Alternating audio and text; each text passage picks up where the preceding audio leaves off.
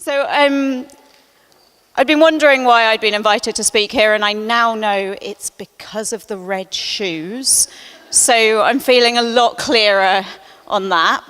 I guess it's maybe also because I've got some experience with democratic education, but you know, predominantly the red shoes. I was a student at a democratic school. I have been a teacher at a democratic school, and I was working with the Phoenix Education Trust, so I'm not actually here representing them, but I think they're great. So their logo's there, so you'll know about them. But just, these are very much my perspective on things that I'm going to be talking about. So, you know, the question is, can you embed democratic cultures in any school? Can I just see like a show of hands? That's the question. Who says yes? Okay. Can you embed democratic practices in any school?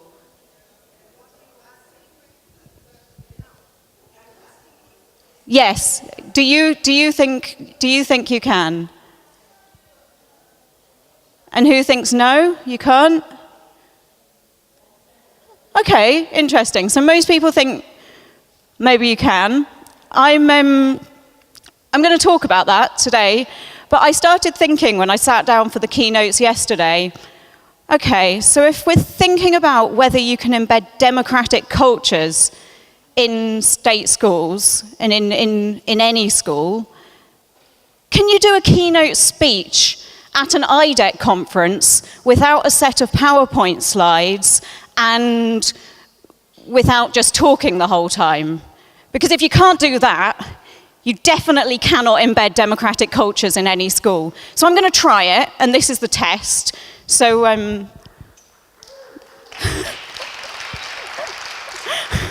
we'll see if it works, and partly it's going to rely on you guys. So first, I just want to start thinking about this. Who in this room thinks that every child should have an access to education? And if you think that, please stand up now. Should every child have access to education? Okay. And if you think that access to that education should be free, can you give me that, international money symbol? And if you think while they're having this free education, they should have their rights respected in accordance with the UN Convention. Yeah, I mean, that's kind of what I thought. And from my take on this, if you think that, then we have to realistically look at embedding democratic cultures in every school, because a democratic culture, in my mind, is the only way that students can actually have their rights fully respected within education. And I think every child has the right to have that, and every child is not in one of the democratic schools that many people in this room are privileged to be a part of. So I think of education as being on a spectrum, and part of that spectrum very much involves regular state schools. So can I have a couple of people here to be regular state schools with me? A couple volunteers. I've got one. So great. 2 would be nice. Do you like me on? Yeah. So if you're the regular state schools, so come right over here. You don't have to hold it up, because otherwise your arms might hurt. You can put it down in front of you. So we've got our regular state schools. What might we have on the other end of the spectrum?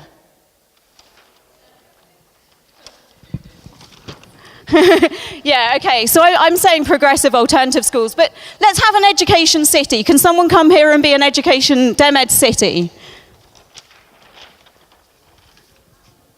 And can someone come and be a Sudbury school? And can I have a sort of Summerhill-esque Dem school over here as well? Okay, so we've got this nice spectrum. And you progressive alternatives that aren't even just schools but are cities, are you all the same? No, you're really different. Do you want to spread yourselves out according to how different you think you might be?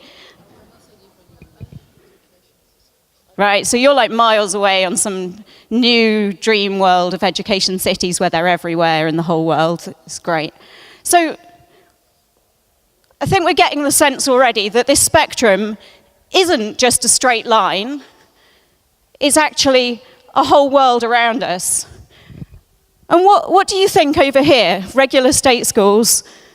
Are these guys, are they pretty far away? Rather. They're rather pretty far away. And do you think it'd be possible for you to go over there? Not so sure. Maybe not. Do you even want to go over there? Not really. No, not really. Why should you? Not really. Sure. But maybe you'd be interested in not going all the way to that city, not going all the way to that Sudbury school or that Summerhill, but maybe having a look at this school just over here. Just have a little look. They're doing a few interesting things. Yeah, you might be interested in having a look. Cool, so you can stop here and have a little look. And I'm going to tell you a bit about what's happening in this school. And it's something called democratic education. So could I have a volunteer to be democratic education, please? Yes. we've got this, it needs to be quite a small one.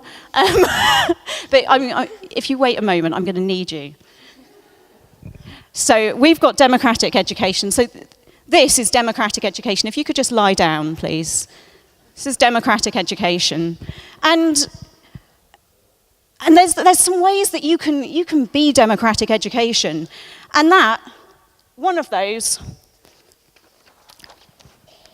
is through self-directed learning. So you could be self-directed learning. So we've got self-directed learning here, and he's a good chap. And there's things that he can do for you, and they're not all too big. Things like, you've got the topic on the curriculum you're going to do this week and next term, and you're thinking, how are we going to learn about rainforests next term? And you could ask your students, and they could contribute some ideas, and then they might be more enthusiastic to go to your lessons. You could get them completely co-creating all your lessons. You can take a lot more steps, but you can just, just as far as you're comfortable. Okay, so we've got self-directed learning here, and this is part of democratic education. So would you just hold up democratic education for me? Because just hold her up. How's that going? Is it good? It doesn't really look like you're holding her. Oh, now that's not quite working, is it? So I think something might be missing.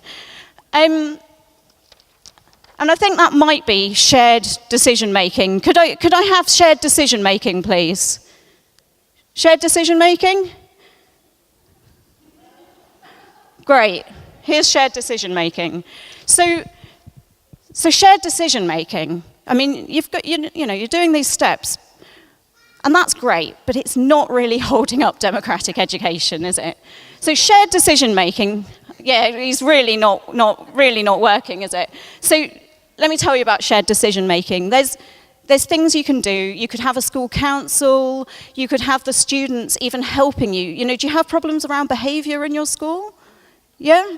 So there's actually ways where you could have the students giving input into making the school rules and deciding on the consequences of those school rules, and that would actually help increase the behavior in your school and improve your behavior, which would improve their engagement in their lessons. Do you want to give it a go? We'll just have a little meeting and see how it goes. Yeah, okay. So could you just Could you just hold democratic education as well, please? We'll just put this down here. Let's see how that goes. Okay, how's that? Is that better? That's a bit better. That's a bit better. Is it? It's still uncomfortable. Yeah, kind of. So what might we be missing? Because it's still not quite working here. Have we got any ideas? Community of learning. Yeah, I think there's something down here that's not there that's going to help these guys. And I think that what we really need to bring up onto the stage now is equality. Have we got equality in the audience? Yeah? Could you just provide a bit of foundation here, equality? Just help them.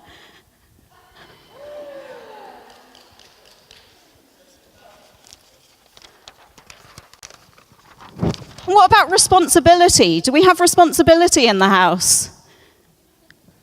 Responsibility, yes. Oh, thank goodness responsibility's coming. Don't worry, democratic education. And how about trust? Do we have trust? Do we need trust? Oh, thank goodness. I thought we were going to have no trust after John talking about trust. Trust comes from afar. It's been a process, but we've got trust now.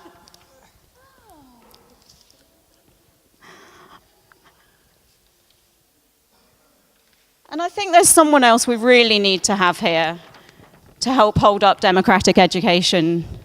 That's respect. Have we got respect? Yeah, I can see respect.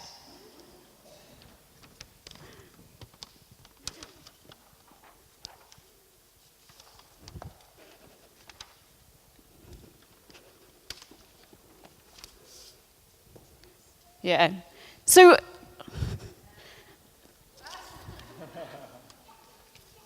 I'm going to talk a little bit. So if you guys want to kind of kneel down, that is allowed.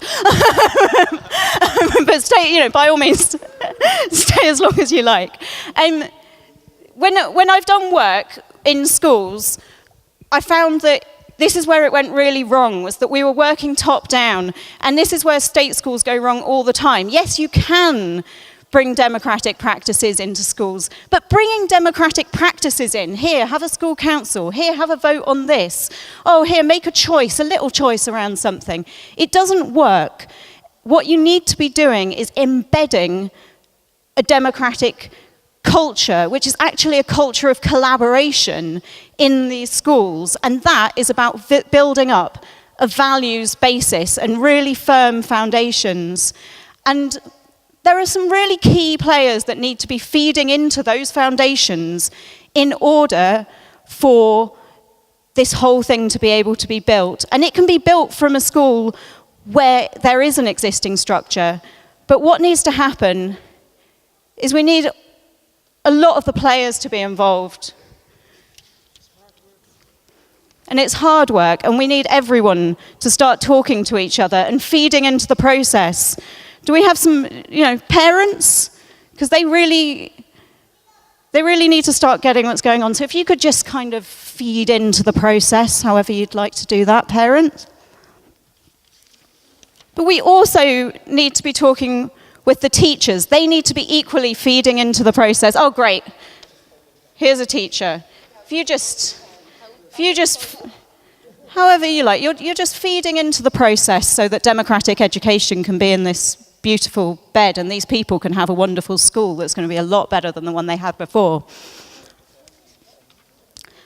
And we really need the students to be equally involved in this process of developing this culture. We got a student? Yep. And I don't mean, I'm not going to try and get a representative proportion of the audience on the stage now, else we might run into some problems, but I'm talking about all the students being involved in this process and all of them having a way to feed into it. And depending on your school, but certainly if you take all the schools in England, You need to have your school governors, your school board involved, feeding into this process and talking with all of their stakeholders as well. So can I have a school governor coming up as well, please? No? Everyone's, look how much fun they're having on the stage. Look at them. There's a governor, great. Yeah, so you just feed into that as well. And we see what's happening. We've got a community. We've got shared decision making that's improving the behaviour management outcomes and the processes and the rules and the structures of how your school's operating. We've got classrooms where students are more engaged with their learning because they're actually guiding and directing it themselves. But more importantly, you've got a community where you as teachers are able to be talking to your students on an equal basis, and they're respecting you and you're respecting them, and ultimately everyday life is a more pleasant experience. And since you all have to spend like a lot of your life in school, it's kind of a no-brainer that you might want to go this way. And the point is that to do this, everyone doesn't have to be right over there with these guys who are spectating from afar. But every school can take some steps in this direction, and every step is, in my view, a valuable step for them to be taking.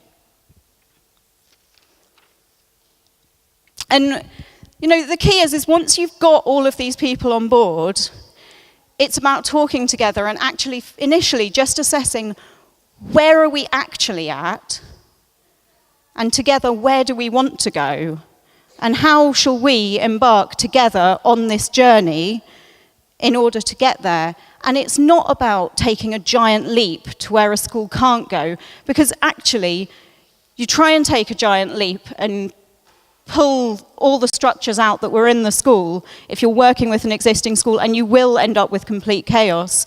But it's about choosing an appropriate next step. And for each of you from your different schools, that next step's going to look different. Some of you will be able to make a giant leap because of the buy-in from your staff team, because of the support within your school. But some of you are going to take a small step, and a small step at a time. And I'll tell you what really excites me about the potential in this process is that we've had a lot of talk actually over the last few days about tipping points and critical mass. And I think this is what happens in schools. You get to a point where you start the ball rolling, these things work, the students want more, the staff want more. You have to be really, really patient to get there with the process. But once that ball is rolling, it's actually harder to stop it than to follow and see where it goes, but you don't know where it's going to go. And when I think about what's most challenging around all of this, I think the biggest obstacle is about teacher voice, certainly in state schools in the UK.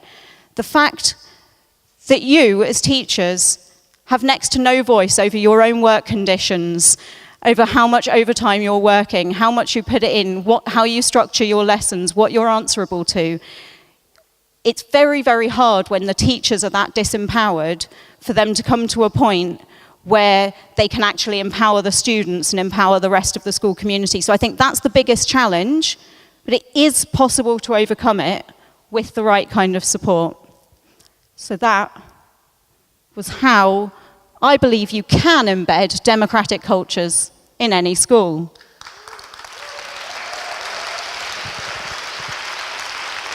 Thank you very much, all of you volunteers.